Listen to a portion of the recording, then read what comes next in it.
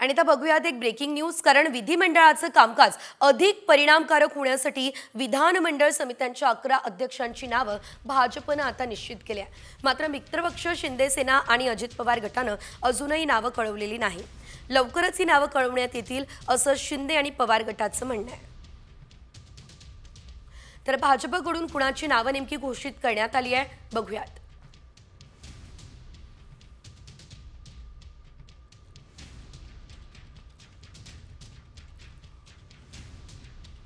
सार्वजनिक उपक्रम समितीसाठी राहुल कुल, आश्वासन समितीसाठी रवी राणा, पंचायत राज समितीसाठी संतोष दानवे पाटील यांचं नाव समोर आलंय। अनुसूचित जाती यासाठी आता नारायण खुचे, अनुसूचित जमाती कल्याणसाठी राजेश पाडवी, महिला हक्क कल्याणसाठी मोनिका राजळे,